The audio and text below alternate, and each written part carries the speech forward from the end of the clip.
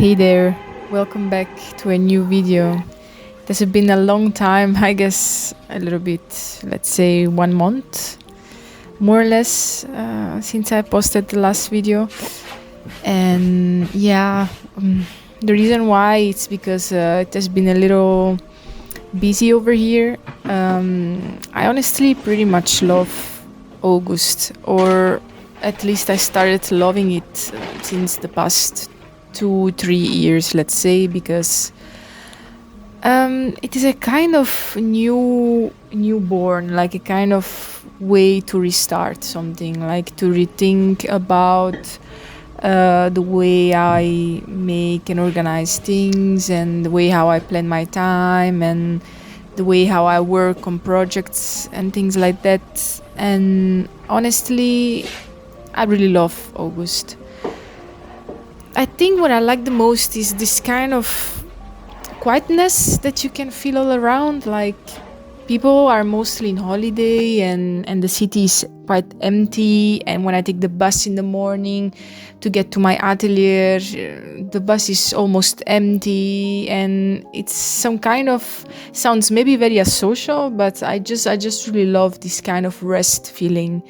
Especially when my mind is pretty much busy thinking about new projects, thinking about all the things I have to finish on time, because September is behind the corner. And not that I want to stress out the people who are listening now, but that's just as it is. September is a kind of January, it's like almost like the new year is starting, like when you start school and you start a new year and you feel so excited about all the new things are gonna happen, and all the things you don't expect that already are gonna come your way, and you feel excited about. So there is this kind of magic, this kind of reborn feeling that I really love, honestly. And so that's how I feel now. I mean, it's 22nd of August, and so the month is not yet finished, but we are close to the end, and I start to feel this kind of vibration in the air, or excitement and things like that.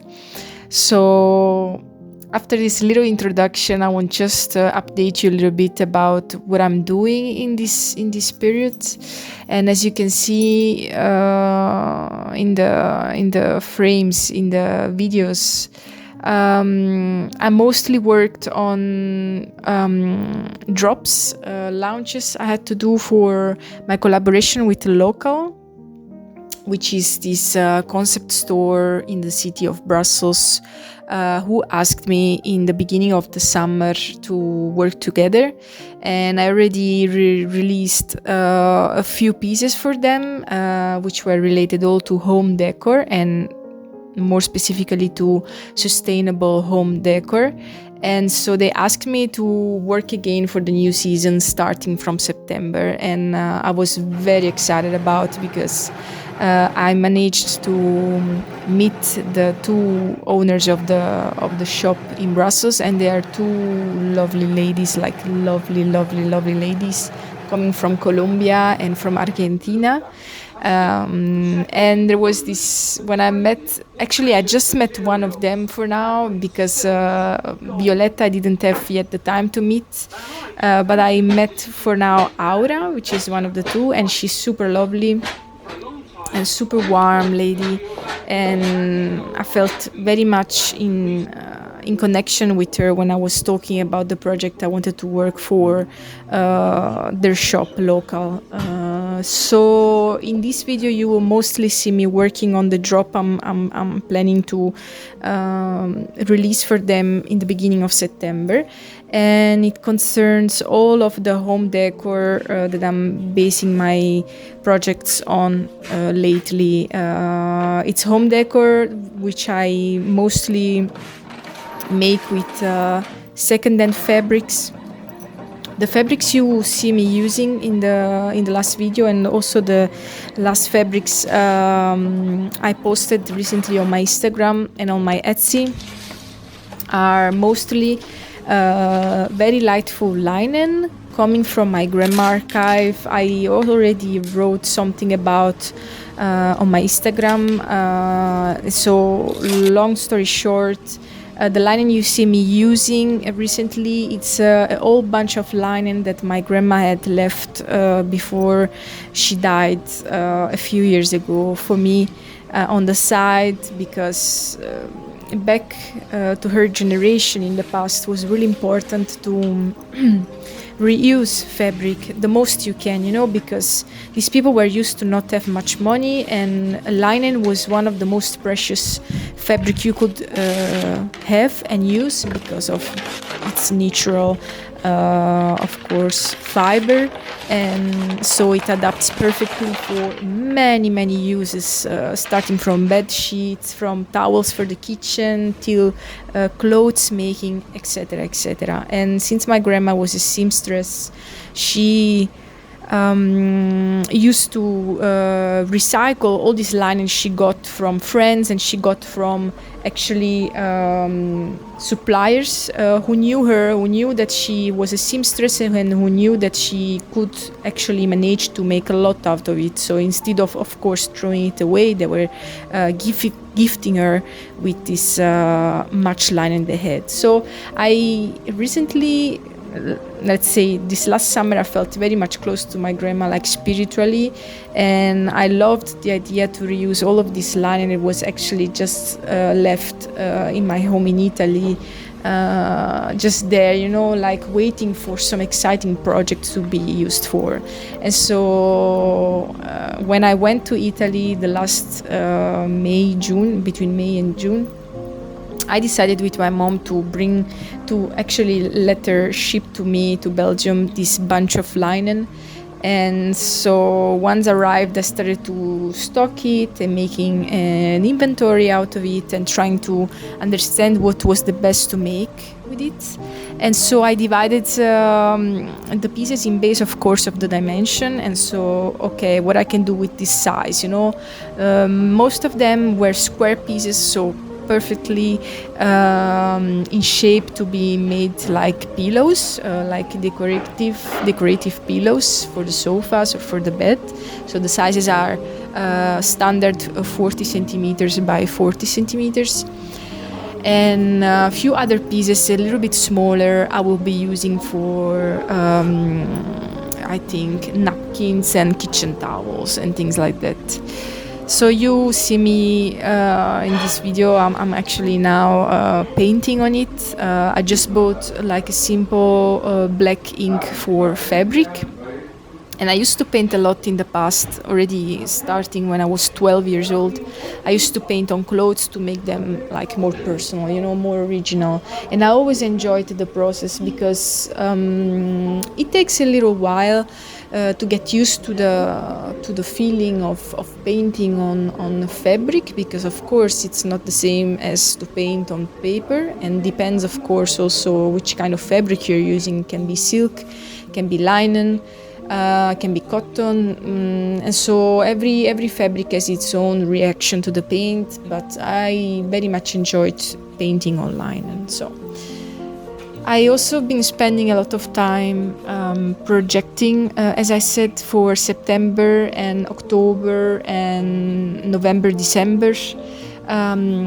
Mostly for now August and September, but I'm already there with my mind to the months of November and December, because of course, you know, when you are self-employed and you are a creative person, you have to plan much forward for this kind of months, you know, which are pretty busy with orders and you know, projects and people asking for items to purchase. And when you are a one-man business and you have a little small business to manage, it's not easy, especially if you are alone and you need to plan everything and then be there on time and make things on time. And you know, I mean, I like to call it a slow production, what I do, because it's indeed a slow production. I mean, an embroidery, so as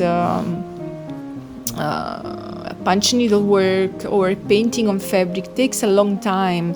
So I cannot, you know, I mean, you cannot think of my production as a production that you can have in a big factory where there are, I don't know, more than 20 people working, and everyone has his own thing, has his own role. No, everything is up to me, and not that I'm complaining, but it's a big responsibility to be on time, and I also don't like people to wait too long, and meanwhile, I like to keep a pretty much healthy mind, a clean mind while I work on my things, because also that's the most important, that I am not too stressed or nervous or whatever. So I started to make now a planning that concerned indeed the drops for September for local, as I said, and also because we will be here in my atelier having a few opening days at the end of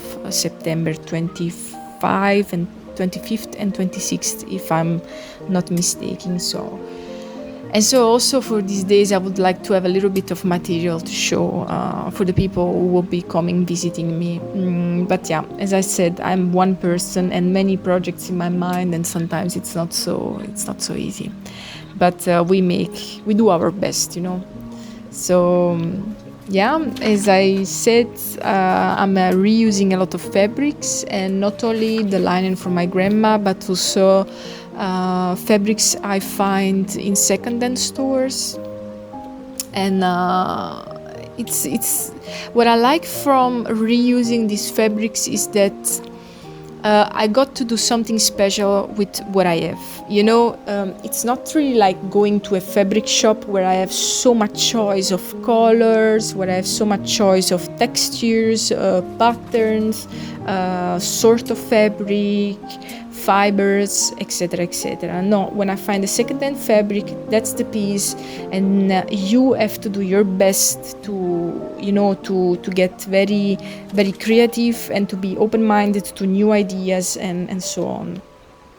On the other end, for example, when I have an important drop to do, like an important launch to do, and it's approaching faster and faster, then I prefer to not experiment so much. Let's say that the experimenting time period, it's better for moments where I'm a little bit more relaxed and I know I can make, let's say, mistakes, or not really mistakes, but also like can happen that I make an embroidery and I'm not happy with it, because maybe the color matching is not working, because maybe the yarn I'm using, it doesn't work perfectly with the type of fabric I'm using or with the type of needle I'm using, and so the result is not, of course, always like I want, like it's pictured in my mind. And this can be sometimes a little bit frustrating, a little bit disappointing, and that's of course all part of the process. So no drama, no disappointment, no stress. It's part of the process again, and this makes it fun. This makes it cool, nice to do. So then I have to just work with what I have, and what I have is maybe a fabric that attracted me so hard when I found it, like this red one you will see me later on using, and of course a red fabric is a strong thing. Red is a strong color. It captures all of your attention if you see it, and might be not the easiest to use when thinking about an embroidery to place on it. Your drawing needs to pop up as the most important. Of course, needs to match with the fabric that you're using, but it needs to also pop up, and that's not always easy with fabrics, and of course especially when it's a red fabric as background. But I think the most important, as many other things, is to plan forward. What I like to do the most is to take my iPad, take a picture of the fabric that I want to use. In this case was this red one, and then on my iPad with Procreate I will draw on it the embroidery that I'm thinking that maybe might work, and not only the design but also the colors.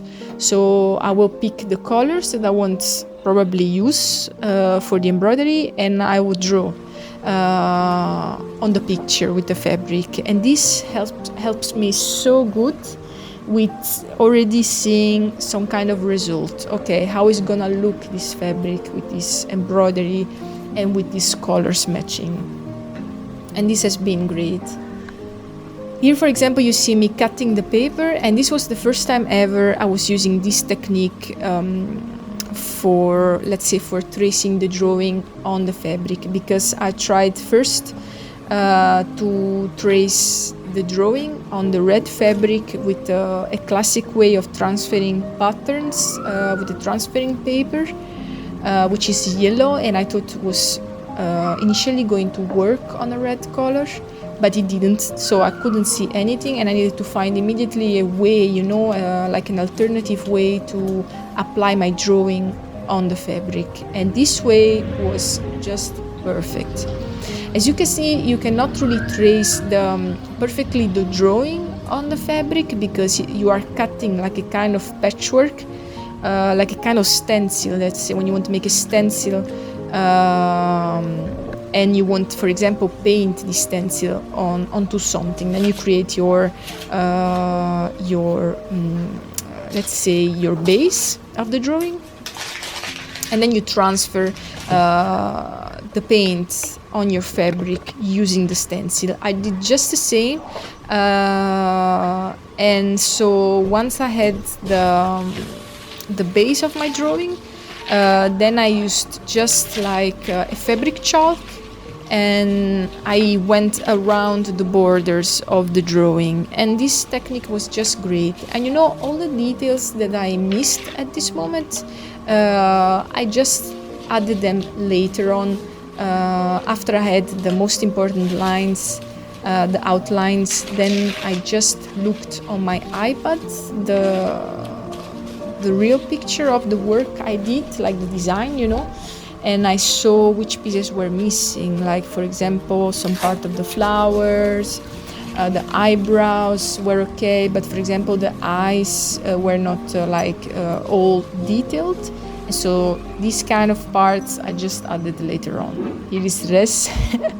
I was this day I was alone with him without Mimo, my other dog. He was at home with Niels, my boyfriend. Here I was alone with Res, and it's always such a pleasure to just take a little break and give a kiss. And yeah, so here you see me removing the stencil, and the design is there. This is so great. This technique is just incredibly good. And of course, when it comes to simple designs, you cannot expect to do very complicated lines or very detailed designs on it. That's not gonna work. And that's also not something I want, honestly. I like that my embroideries are not too cluttered, you know, because it's already very chalky, the embroidery, because, you know, it's made with a punch needle, so it's very thick, the lines are large, so you cannot expect a detailed embroidery, you know. That's also not in my style, honestly. I like when my pillows have some kind of bulky, chunky vibe, let's say, you know. It needs to be fluffy, it needs to be chunky, needs to be touchable and thick, and I don't know, the whole vibe gives me a lot of coziness, if I can tell like this. So yeah, but honestly it hasn't been also so difficult in this case for the red one, because I just used the same colors I used for the embroidery when I applied it on lighter fabric, so it was pretty good, totally not difficult, and smooth going. So I'm quite happy with the result. And this red one is also gonna go to local, the shop in Brussels, I said before. So the red pillow is gonna be part of their new launch in September, and I will have a few of them available also on my website. I need just to measure one moment how much fabric I have left, and I will post it on my Etsy website to see how much I can sell on there too. But that's the nice part about making home decor with second-hand fabrics. It's a quite limited amount of fabric you have, and this makes it sometimes challenging, because once your fabric is finished, and of course if a person comes and it's too late, you cannot, it's a fabric I'm not gonna find pretty much sure not anywhere else, like it's a second-hand fabric, and that's all. And that's maybe a little bit struggling sometimes, but to me that's what has the biggest, that's why it has a big charm in my eyes. It has a big fascination, because it's very limited, it's one of a kind, and it's unique. I've always been into that, always. I was a teenager, not even yet. I was 12, and I was, as I said before, painting my clothes, and I was so glad I could wear these pants that I was the only one wearing, because I painted on it, So of course nobody else was going to have the same. So I always felt this pure magic, I always felt this incredible power of wearing clothes that I'm the only one in this moment wearing it. Like, I know if I'm gonna step outside in the world, nobody will have it as me. And this is not something that makes me better than the others. It's not about better or worse. It's about being original, being yourself, being one between so many people, among so many people. So I don't know, it's beautiful. For me, it's just pure magic, and I think we all should be able to find ourselves, to find who we are. And yes, maybe wearing certain kind of clothes is a way to show it. Having a specific passion is a way to show it. Talking about what you love as the deepest passion ever you have, it's a way. We are full of instruments to tell to the world who we are. We need just to discover and find what's the best for us, And the best for me has always been this. It has always been through clothes, but not only, also through the music I like to listen to, the movies I like to watch. But clothes, it has always been the biggest way I used, the easiest for me, the most spontaneous way I had to tell the people who I am without telling, really. Also because I've always been pretty shy as a person, so to me it always worked the best, whatever has to do with the way I wear clothes, the paintings I make, the clothes I work on, even also the home decoration I make, because that's also a way to tell who you are, the way how you like to decor your home, the way how you like to cook, maybe, or the way you use the ingredients, the way you approach the life, the way you walk in the street looking around you, the way how you decide to step in or not in a kind of shop, the kind of books you like to read, the kind of people you like to meet, the kind of travels you like to do. It's all part of who we are, and what we like to do the most, and what belongs us in a way that we like to tell to people, to say it loud in a way. Here I was working on an order that came in for a present for somebody. A lady I know, a client from me, bought a few times something for herself, and now she asked me for a sweatshirt to make for her niece. And here, this was a beautiful magenta sweatshirt in the size large, because the girl very much likes to wear like oversized sweatshirts, so she asked for a large, and then she asked me to put as embroidery on it pinky, which is actually one of my very old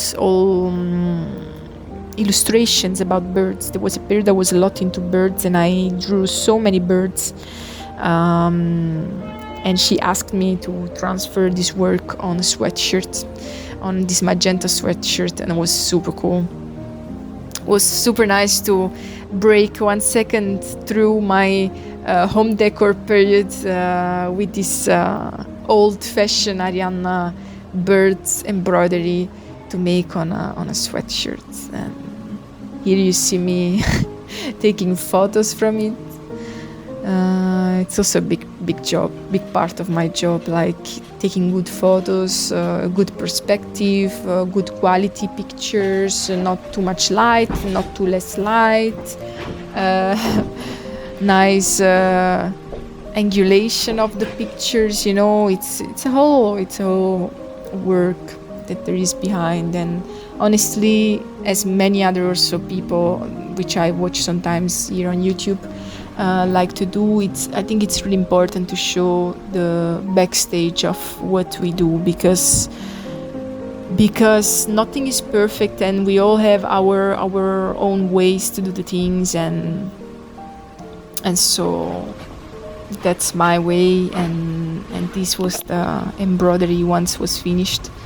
I like to say also that these new sweatshirts I'm buying to embroider on it, they are all organic cotton, so I'm very happy that I finally switched to this new brand that makes this super smooth organic cotton sweatshirts, because honestly the quality of the ones I was using before was not that great.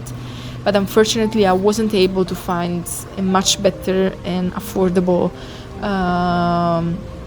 stock for sweatshirts. And recently, let's say from the last year, I started to order these ones, which are completely organic, or I think at least 80% of the cotton from it's organic, if I remember good.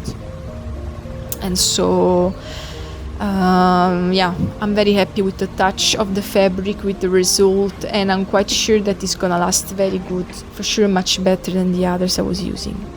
So here is some last frame of what I did, and I send you my big greetings, kisses, and I see you soon. Ciao!